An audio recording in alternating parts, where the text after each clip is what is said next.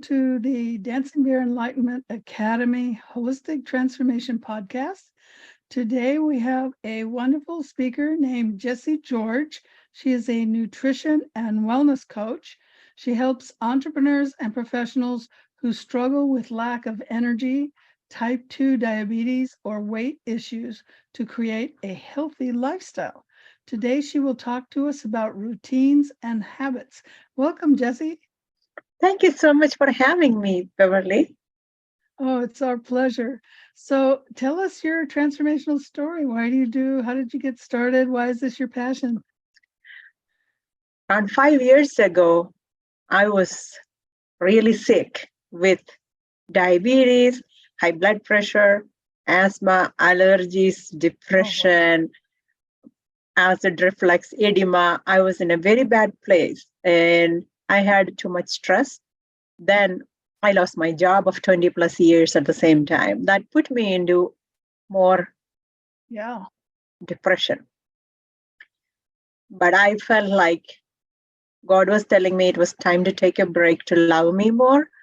And I learned what is self-love by experiencing it on me. I didn't know what was self-love before. I always loved everybody else and I never loved me. So I took some time away from work and just silence and just understanding, praying, meditating, asking God what he wants me to do.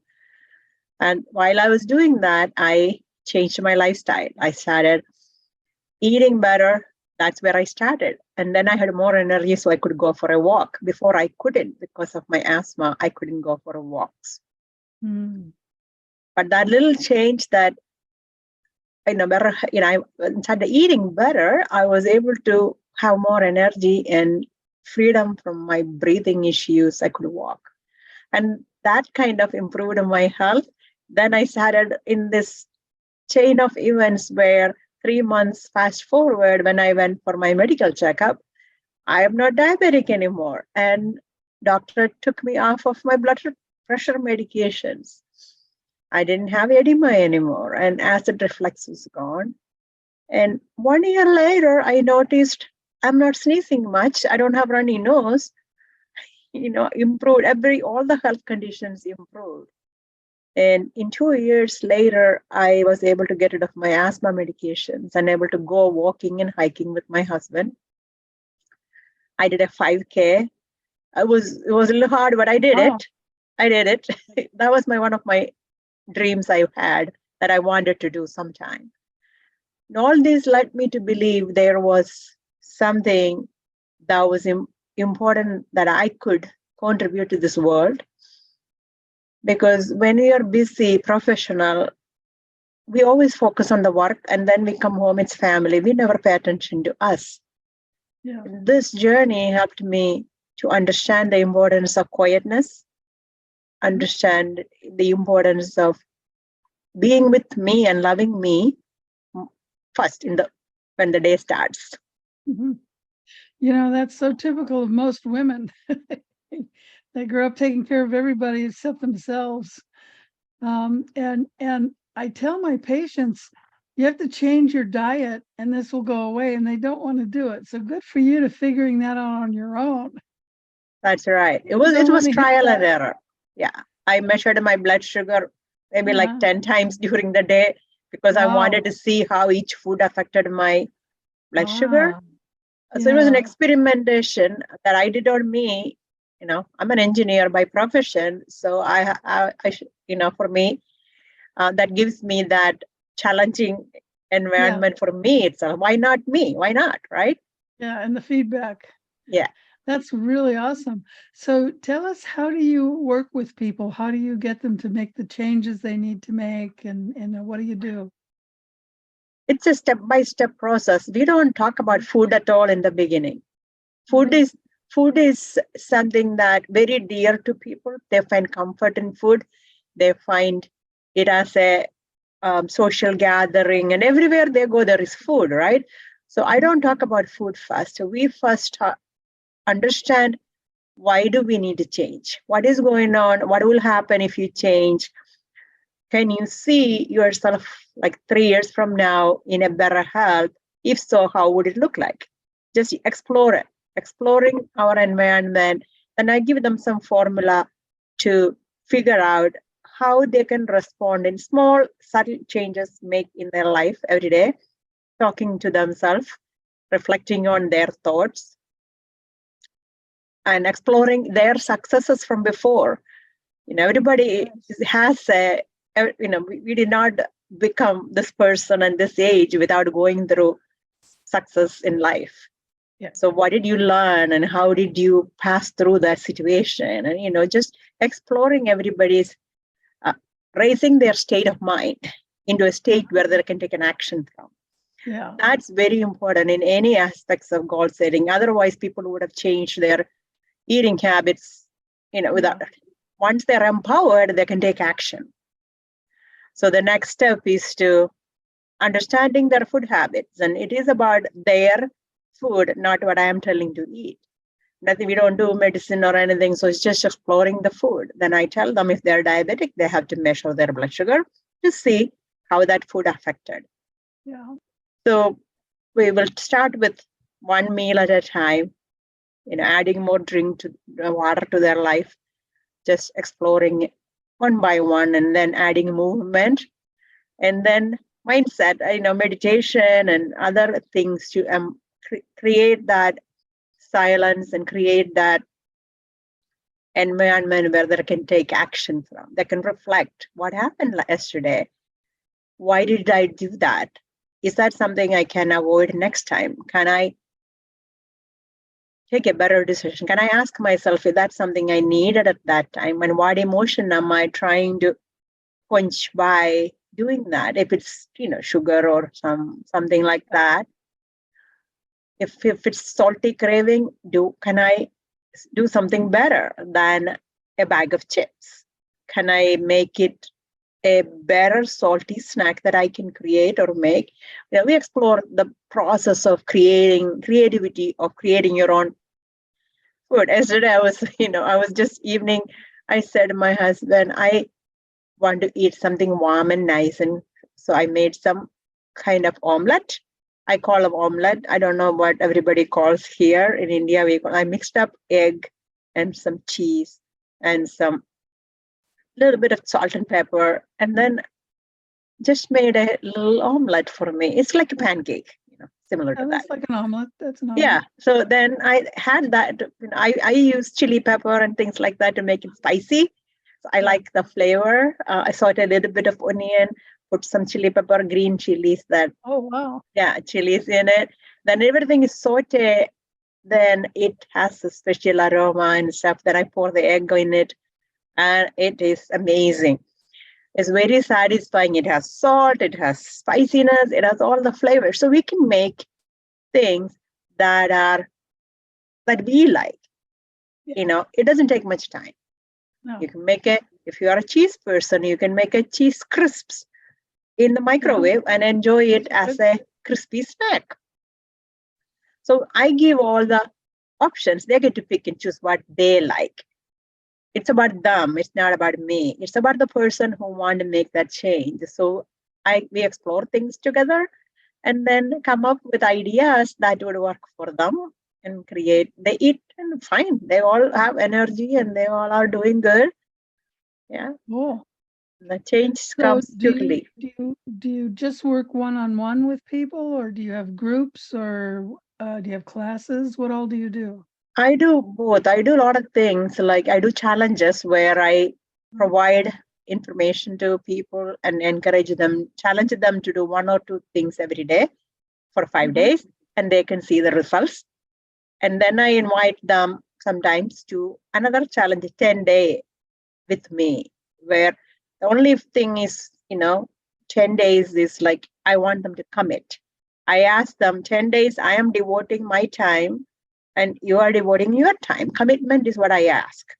Then we clarify the goals, what we want to achieve in 10 days, then create a plan, and I check on them as an accountability person, whether they're doing it. Yeah. Nice. That's great. So do you have recipes and things you give them as well? Oh yeah, I have gazillion recipes.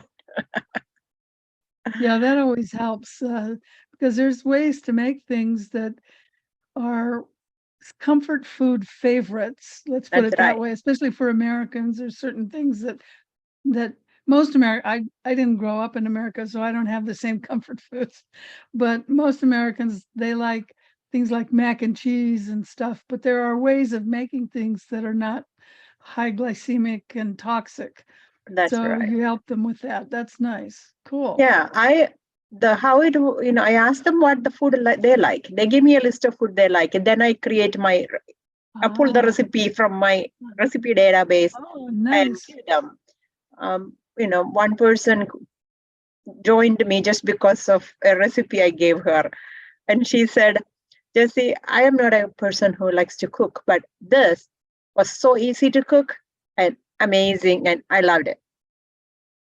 Yeah, when I ran my keto group, I used to not only give them recipes, we were meeting live, so I would make it and bring it in. They could taste it, and so people loved to come because they knew they were going to get a free treat.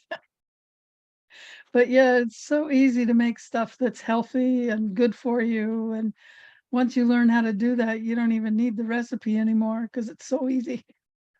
Yeah. That's really wonderful.